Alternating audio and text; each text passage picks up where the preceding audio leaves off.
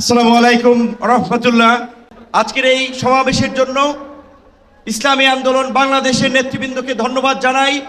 আমি গাড়ি থেকে আসার পথে দেখেছি মৎস্য ভবন, শাহবাগ, হাইকোর্ট মোড় সমস্ত জায়গায় লোকে লোকারণ্য, এই মাঠের বাইরেও। কাজে মাঠে যারা আছেন মাঠের মধ্যেই লোকে সীমাবদ্ধ, এটা না, চতুর্দিকে লোকে লোকারণ্য। এরকম একটি সফল মহাসমাবেশ আয়োজনের জন্য ইসলামী আন্দোলন বাংলাদেশের সারা দেশের নেতৃবৃন্দকে গণ অধিকার পরিষদের পক্ষ থেকে অভিনন্দন এবং শুভেচ্ছা জানাই। অভিনন্দন এবং শুভেচ্ছা জানাই ইসলামী আন্দোলনের পীর সাহেবকে এবং তার সাথে অন্যান্য সিনিয়র নেতৃবৃন্দকে, যারা আজকের ইসলামী আন্দোলনের এই সমাবেশে বাংলাদেশের প্রায় সকল মত পথের রাজনৈতিক দলের নেতৃবৃন্দকে এই মঞ্চে একত্রিত করেছেন। এবং আজকের এই সমাবেশ অত্যন্ত সময়োপযোগী এবং কার্যকর বিষয়ের উপরে ভিত্তি করে নির্ধারণ করা হয়েছে। আপনারা জানেন, বাংলাদেশের 24-এর গণ অভ্যুত্থান পরবর্তী রাষ্ট্র সংস্কারের যে জন আকাঙ্ক্ষা তৈরি হয়েছে, শাসনতান্ত্রিক ব্যবস্থার পরিবর্তনের যে রাজনৈতিক এবং জন আকাঙ্ক্ষা তৈরি হয়েছে, সেই আনুপাতিক হারে নির্বাচনের দাবিতে আজকে বোধহয় কয়েকটি দল ব্যতীত সব দলই কিন্তু এই মঞ্চে ইতিমধ্যে হাজির হয়ে এই সংখ্যানুপাতিক নির্বাচনের পক্ষে তাদের দলীয় সমর্থন ব্যক্ত করেছে। আমরা পরিষ্কারভাবেই সংস্কার কমিশনকে বলতে চাই, সমাবেশ শুধু একটা দলের দেখেছেন, সবেমাত্র শুরু হয়েছে। ইসলামী আন্দোলন আজকে করেছে, 19 তারিখ জামাত করবে, তারপরে গণ অধিকার পরিষদ করবে। রাষ্ট্র সংস্কার এবং জন আকাঙ্ক্ষার বাস্তবায়নে সমস্ত রাজনৈতিক দলগুলো জনসমাবেশের মাধ্যমে এই সরকারকে তাদের সমর্থন দেখিয়ে দেবে। তাই আমরা বলতে চাই, কোন দু একটি দলের উপরে ভিত্তি করে দু একটি দলের কথায় সংস্কারের নকশায় পরিবর্তন আনা যাবে না।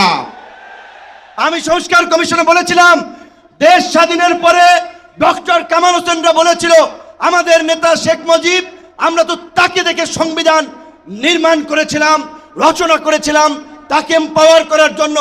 আজকে সংস্কার কমিশনকে বারবার আমরা বলতে চাই, দু একটি দলকে প্রাধান্য দিয়ে বেশিরভাগ জনগণের আকাঙ্ক্ষার বিপরীতে গিয়ে কোন সিদ্ধান্ত বাস্তবায়নের দুঃসাহস দেখাবেন না। আনুপাতিক হারে নির্বাচন হলে সমস্যাটা কি? কোনো সমস্যা নাই। প্রধানমন্ত্রীর মেয়াদ 10 বছরের বেশি না থাকলে সমস্যা কি? আমরা অত্যন্ত যৌক্তিকভাবে এই কথাগুলো দফায় দফায় আলোচনায় তুলে ধরছি, কিন্তু এটা পরিষ্কার, সংবিধান এই সংস্কার জাতীয় ঐক্যমত্য কমিশন কেন জানি দু একটি দলের প্রতি পক্ষপাতমূলক আচরণ করছে। এই পিয়ার পদ্ধতি তাদের এজেন্ডায় বাদ দিয়ে তারা ঘুরাই দিল। পিয়ার থেকে উচ্চকক্ষ নিম্নকক্ষ চলে গেল। উচ্চকক্ষ নিম্নকক্ষ হবে নাকি? সমগ্র নির্বাচন পিয়ারের ভিত্তিতে হবে, সেটি রাজনৈতিকভাবে আগে ঐক্যমতে পৌঁছাতে হবে।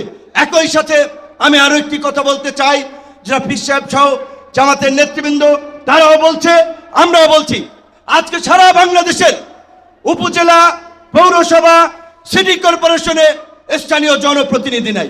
জনগণ চরম দুর্ভোগের শিকার হচ্ছে সেবা পেতে গিয়ে। সরকারের উন্নয়নমূলক কর্মকাণ্ড ব্যাহত হচ্ছে এবং 50 বছরের যে অভিজ্ঞতা, নির্বাচনের পরে রাজনৈতিক দলগুলো, এমপিরা মিলে, মন্ত্রীরা মিলে কেন্দ্র দখল করে তাদের নেতাদেরকে পুলিশ প্রশাসনকে দিয়ে জেতায়। কাজী এই সরকারের আমলে যেমনিভাবে জাতীয় নির্বাচন হবে, একই সাথে অনতি বিলম্বে আমরা স্থানীয় নির্বাচন আয়োজনেরও দাবি জানাচ্ছি।